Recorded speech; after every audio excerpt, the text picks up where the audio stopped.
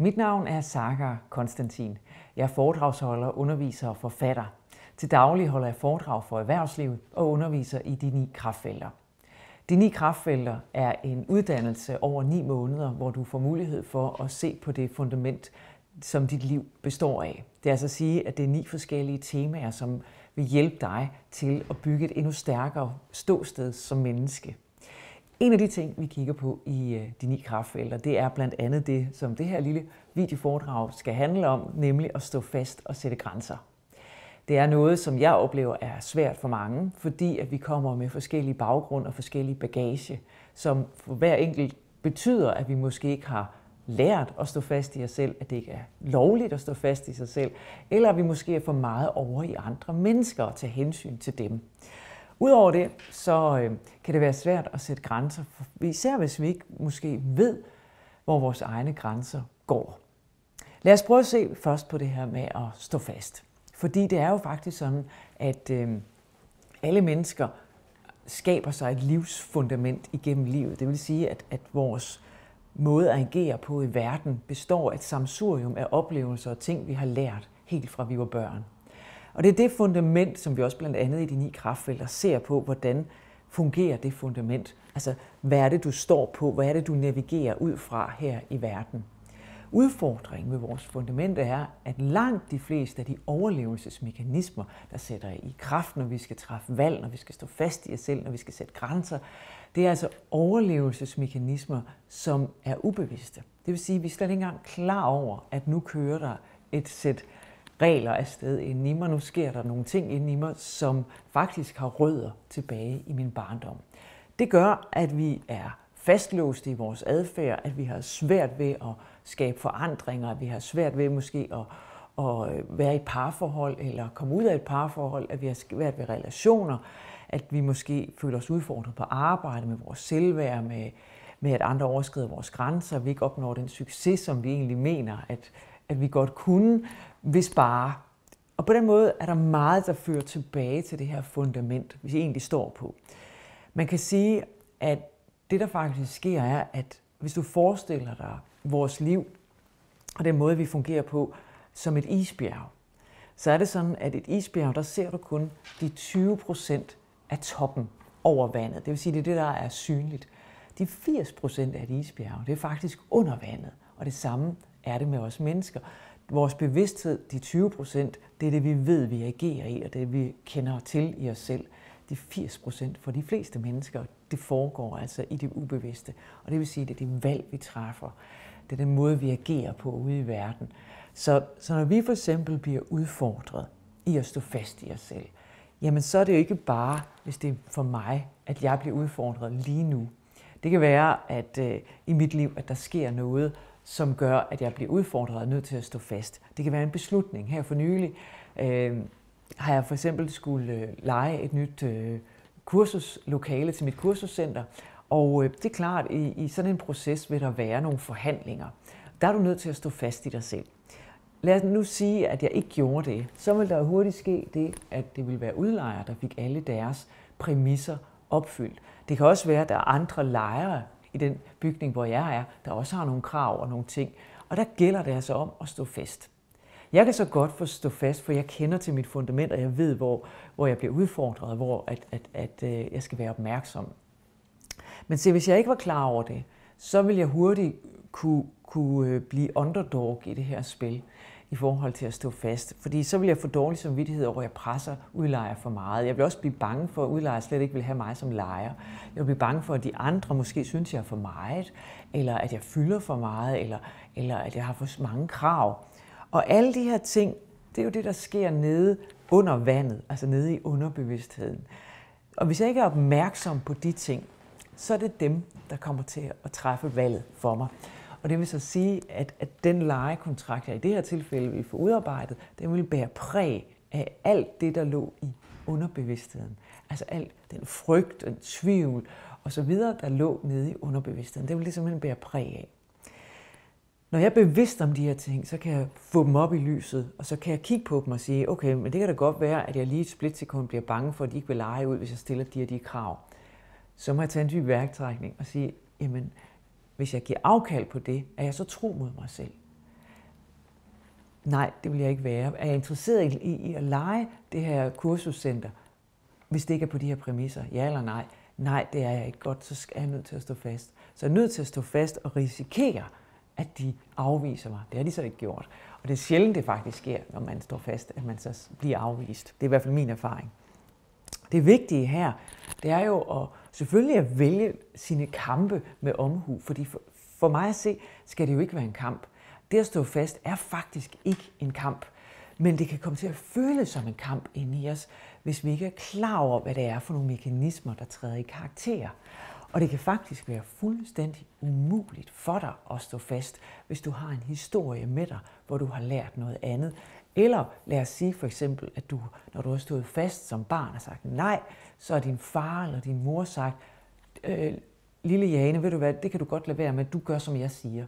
Så hvis dit nej som barn altid er blevet overrulet, så vil du som voksen forvente, at det bliver overrulet, og du vil også lade det ske. Derfor er det jo vigtigt, at vi kommer ind og ser på, hvad er det, der bestemmer, om vi står fast i os selv eller ej. Et helt andet aspekt af det, det er jo det her med, om vi tør stå fast. Fordi hvis du i din barndom for eksempel har oplevet, som jeg siger før, at du er blevet overrulet i dit nej, at du ikke har fået lov at lære at stå fast, og det ikke er blevet respekteret, så er det klart, så sker der, eller det er måske ikke klart, men så sker der i hvert fald det, at du vil tiltrække igennem livet episoder, hvor du bliver testet på, om du står fast, indtil du lærer det. Så det kan være, at du sidder nu med en fornemmelse af, når vi taler om det her med at stå fast. Jamen, det er tit, jeg bliver udfordret. Og det er faktisk altid svært for mig. Og er det sådan, jamen så har du faktisk en stor gave, fordi så har du mulighed for at begynde at kigge på det, lige så stille og roligt, og finde ud af, hvor vil jeg stå fast, og hvor er det ikke så vigtigt for mig at stå fast. Men når vi begynder at stå fast, så handler det jo netop om at sætte grænser, og det er derfor, at jeg har begge elementer med i den her video. For når vi begynder at sætte grænser, så siger vi, hertil må du gå og ikke længere. Her går min grænse for, hvad jeg vil være med til, eller hvad jeg vil tillade. Og når vi ikke sætter grænser som mennesker, så udvisker vi simpelthen os selv. Det samme sker jo for børn. Når børn er et par år gamle, så begynder de jo at gerne vil have, at vi voksne sætter grænser. Jeg kan huske for mit eget vedkommende, at min store dreng, han var de her 2-3 år, 2 år har han nok været, så arbejdede jeg utrolig meget med mig selv, og var den overbevisning, at det var godt at være rummelig. Så jeg var enormt rummelig over for ham. Og jeg blev mere og mere rummelig, og ligegyldigt hvor meget han tede, så var jeg bare sindssygt rummelig. Indtil en dag, hvor jeg havde det sådan, det kan simpelthen ikke være rigtigt, at han bliver ved med at te sig mere og mere tosset, jo mere rummelig jeg er. Og så kom jeg jo tilfældigvis måske til at tale med en, der siger, men måske du skulle sætte nogle grænser, måske han har brug for nogle mure. Og der er nok mange mennesker, der vil sige, at det er sund opdragelsesfornuft, men det er jo bare sådan i den her verden, at vi kommer fra forskellige baggrunde, og vi har forskellige ressourcer til rådighed. Noget, der er sund fornuft for mig, er måske ikke sund fornuft for dig. Så der vil være mange andre end mig, som måske siger, at det er godt med en masse plads til de her børn, så de kan boltre sig. Men det, som jeg hurtigt fandt ud af, var, da jeg så satte foden ned og sagde til ham, hertil og ikke længere, så kunne han slappe af. Så de her rammer, som jeg gav ham, var faktisk med til, at han kunne slappe af i at vide, hvor han skulle navigere i verden, så han ikke hele tiden var ud af søgende for at finde ud af, hvor går grænsen. For mig var det vigtigt at kigge ind og se, hvorfor var det så svært for mig at sætte grænser? Hvorfor synes jeg måske, at det var et nærmest overgreb på ham, altså at fratage hans frihed fra ham og sætte grænser?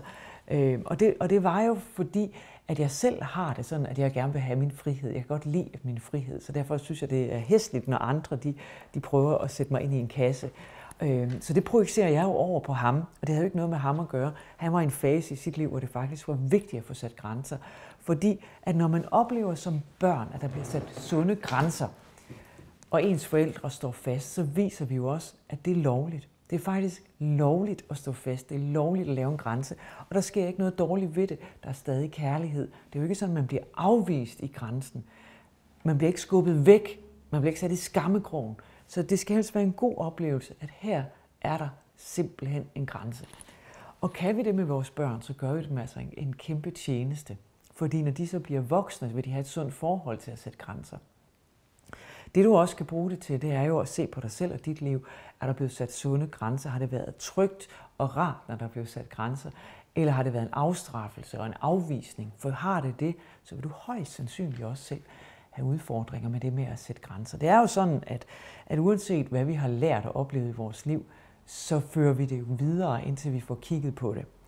Så er du vokset op i et hjem, hvor det med at sætte grænser har føltes som noget ikke rart, du har følt dig afvist, du har følt dig mindre værd i de her grænser, jamen så vil du slås med det, når du bliver voksen. Så vil du hele tiden skulle kæmpe for dit værd, du vil skulle kæmpe for anerkendelse, du vil hele tiden skulle ud og bevise, at du er god nok. Hvis du er kvinde og arbejder i et maskulint mandemiljø, så vil du hele tiden skulle være bedre end mændene. Hvis du er leder, så vil du hele tiden skulle overpræstere. Så især kvinder lider ofte under det her med, at vi må godt sætte grænser. Mænd har det mere naturligt, fordi det ligger i det maskuline, hvor kvinder er mere i det feminine, rummelige, og har svært ved at komme over hen til den maskuline energi og sige, jeg sætter en grænse. Jeg har øvet mig meget, og det er jo også sådan, at jeg sætter grænser, og jeg står også fast. Og nogle gange, så kan min familie også sige, at de synes, det virker meget voldsomt. Og det er jo klart, at det gør det, hvis man ikke er vant til det. Så virker det som en afvisning, men det er ikke en afvisning. Det er en grænse, og der er stor forskel. Hvis vi kommer til at blande de to ting sammen, så misforstår vi det, og så reagerer vi på noget, der ikke er rigtigt. Men igen, så skal vi jo se på vores egen historie. Vi er nødt til at trække alt hjem til os selv og sige, hvis Sakar står og sætter en grænse, og jeg føler mig afvist, jamen hvad er det så inde i mig, der bliver ramt? For det er ikke noget med den grænse, der bliver sat. Den sætter hun meget rent. Men hvad er det inde i mig, der sker? Og når vi formår det, så kan vi trække den tilbage og måske få øje på, hvor er det i mit liv, det har været svært. Det jeg gerne vil invitere dig til at prøve, det er jo at starte med de små ting. Først og fremmest, se om du kan hejse dig op i helikopteren og se, er det lovligt for dig at sætte grænser? Må du godt stå fast i dig selv? Når du gør det, hvad sker der så? Føles det godt, eller bliver du utryg? Er du bange for, at andre ikke kan lide dig? Er du bange for at blive afvist? Er du bange for at blive isoleret? Er du bange for, at de andre bliver vrede på dig, den eller de personer, der står over for dig? Og husk på, det her det gælder både privat og på arbejdspladsen. Når du prøver at se, om du med et ærligt, rent hjerte kan kigge på de her ting, så kan du begynde lige så langsomt at observere. Start med de små ting. Det er altid godt at starte i de små. Det kan være derhjemme for eksempel. I forhold til, hvad kunne du tænke dig til aftensmad? Meget banalt lille emne, men et sted, der er fint at starte. Du kunne godt tænke dig spaghetti, og din kæreste kommer hjem og siger, at han eller hun vil gerne have noget andet. Men prøv at stå fast. Og jeg ved godt, at umiddelbart, så kan sådan et eksempel med aftensmad tænke, ej, helt ærligt, hvorfor skal jeg øve mig der? Du skal øve dig med de små ting, som er ufarlige. For det gør ikke noget, at du kommer til at give efter det, og det er ikke et kæmpe nederlag for dig. Når du øver dig med de små ting, så kan du langsomt udvide med større ting. Så du på et tidspunkt lærer, at du bliver ikke afvist. Og hvis du bliver afvist, så dør du ikke af det. Det er ikke farligt. Det er okay. Bliv stående i dig selv, selvom at den anden reagerer. Fordi når du begynder at stå fast og sætte grænser, så vil du opleve, at omverdenen reagerer anderledes på dig. Hvis du indtil i dag har været en, der bare giver efter, og du er simpelthen bare den sødeste af det sødeste af det sødeste, som altid bare står til rådighed for andre og hjælper andre og stiller op for andre, og dine behov, det betyder altså ikke noget. Det er vigtigere med andre. Det er sådan, uden at genere sygeplejerskerne, så er det jo et sygeplejerskesyndrom. Mange, der bliver sygeplejerske, har den her hjælpertrang, og det har vi altså af en årsag. Jeg synes, det er fantastisk, alle de smukke mennesker, der er sygeplejersker, men det er også godt at se på, om vi egentlig bare er ude og redde andre og glemmer at redde os selv. Det vigtigste som sygeplejerske, læge og alle de her ting, det er jo, at vi også har os selv med, så vi ikke bare redder andre. Det er umuligt at redde andre, hvis vi ikke redder os selv først. Det er simpelthen en helt grundlæggende ting. Men i hvert fald prøv at lægge mærke til, hvad er det, der kommer i spil inde i dig. Når det er sådan, at vi taler om at sætte grænser, så vil jeg godt lige trække en krølle på den også, fordi at det, der sker, når vi sætter grænser, det er jo også, at vi sørger for, at andre ikke overskrider vores grænser. Men du skal jo vide, hvor du vil sætte de her grænser. Og har du aldrig lært at sætte grænser, så kan det være helt nyt for dig. Og måske kigge ind og sige, hvad vil jeg egentlig gerne? Hvad vil jeg tillade? i mit parforhold, når jeg dyrker sex, når jeg er ude med veninderne, når jeg er på arbejde. Altså, hvor er det, mine grænser går? Er jeg overhovedet klar over, hvor mine grænser går? Lader jeg mig selv udsætte for noget, der er ubehageligt eller grænseoverskridende, fordi jeg ikke står op for mine egne behov og mine egne følelser? Lukker jeg måske af for kroppen herfra og ned efter, fordi at så er jeg i hvert fald fri for at mærke mine følelser. Og det er jo altså noget af det, hvis vi ikke får sat grænser, så kan andre mennesker lidt gå hen over vores grænser. Vi kan ikke bare sige, du er en idiot, for du har overskredet mine grænser. Der er ikke nogen grænser, der kan overskrides med mindre, at vi tillader det, og det er altså ret vigtigt. Så hvis du tillader, at andre overskrider dine grænser, så er det ligesom en invitation til at gøre det. Hvis andre kan mærke, at her står du fast, så skal de nok bakke. Og det er jo ikke noget, der bare bliver gjort med et knipstag, det her. Det er noget, som tager måske år. Men du kan lige så godt starte i dag med at blive opmærksom på det og gøre noget ved det. Fordi over tid vil du bygge dig selv op og dit eget fundament op på en ny måde. Du er altid velkommen på min uddannelse, de 9 kraftfelter, hvis du vil have et ekstra indspark til det. For det er altså noget af det virkelig handler om, og det, der har gjort en stor forskel for nogle af deltagerne. Der er for eksempel en af deltagerne, som da hun startede, var hun i et arbejde og ønskede egentlig at blive chef, men da vi så talte om det, så sagde hun, det tør jeg slet ikke. Jeg tør det slet ikke. Det er uden for rækkevidde for mig overhovedet egentlig at tænke den tanke, selvom vi nu kommer til at tale om det. Og da hun sluttede på uddannelsen, der gik der ikke ret lang tid, der fik hun et job som chef. Og det er egentlig for at sige, at vi på forholdsvis kort tid, når du får hjælp, så kan man flytte ting. Jeg har aldrig flyttet mig selv og min personlige udvikling kun ved at arbejde alene og gå og observere tingene. Det kan vi starte med, det er rigtig godt. Men ofte så kan vi tage, den hurtige genvej til forløsning og til forandring ved at indgå i et samarbejde med andre, som måske kan se tingene anderledes, end vi gør, og vise os vej. Så det er jo selvfølgelig også, hvis du hellere vil læse, så vil jeg da klart anbefale, som jeg startede med at sige, mine 2 romaner, spirituelle udviklingsromaner. Der ligger altså rigtig mange guldkorn i de 2 bøger imellem og i ringen, hvor du kan hente indsigt omkring den personlige udvikling. Så prøv i forhold til det her med at stå fast og se på, først start med dig selv, hvor er jeg god til at stå fast, hvor er jeg god til at sætte grænser, og hvis du ikke rigtig synes, du er god nok til det, hvis du gerne vil have noget mere input, vil du gerne være endnu bedre til det, begynd at observere dig selv og start i det små. Det er en fantastisk god ting, fordi at når du står fast i dig selv, så bliver du mere tro med dig selv, og du bliver også mere autentisk. Det vil sige, at du kan bedre hvile i dig selv, du kan bedre sige til og fra over for aftaler. Hvis jeg kommer og siger, at du er med i biffen, du har ikke har lyst, så vil du med ro i sindet sige, nej, jeg har ikke lyst, i stedet for at sige, det må jeg hellere, ellers så bliver Saga skuffet. Eller din kæreste kommer og siger, skal vi besøge familien i weekenden, og du tænker, nej, jeg gider ikke besøge svigerfamilien, nu har jeg endelig weekend. Men du tager med alligevel, og det bliver en rigtig dårlig oplevelse, for du slet ikke lyst til at være der. Der kan du også sige fra. Jeg ved godt, at det ikke er populært at sige fra til familiearrangementer. Jeg har selv personligt gjort det mange gange, og jeg er fuldstændig klar i forhold til min familie. Når jeg ikke har lyst, så har jeg simpelthen ikke lyst. Og jeg synes ikke, at jeg vil byde dem at tage med, hvis jeg ikke har lyst. Så det er jo igen også, hvad er det, du selv sender ud? Hvad er det, du står i selv? Hvad er det, du gerne vil have, andre skal respektere omkring dig? Det her, det er et arbejde i at blive opmærksom på, hvem er du som menneske, og hvad står du for? Jeg synes personligt, det er sindssygt spændende, og jeg håber, du har lyst til at gå på opdagelse i, hvor er dine grænser, hvor kan du blive bedre til at sætte grænser, hvor står du fast, og hvor kan du blive bedre til det. Jeg ønsker dig rigtig, rigtig god fornøjelse, og husk på, hvis du gerne vil se flere videoer som denne her, kan du gå ind på min hjemmeside, www.sagarscircle.dk. Det står også lige her på skærmen. Der kan du skrive det op til mit nyhedsbrev, så får du at vide hver måned, når der kommer nye videoer. Det gør der altså 1 gang om måneden. Og så kan du se med. Du kan også, hvis du skriver det op på mit nyhedsbrev her, så kan du faktisk få lov at downloade videoerne, så du kan have dem med på farten og høre dem igen og igen, når du har lyst. Tak fordi, at du lyttede med. Jeg håber, du har fået noget inspiration, du kan bruge, og jeg håber, du har lyst til at se med på nogle af de andre videoer. Ha' det rigtig godt.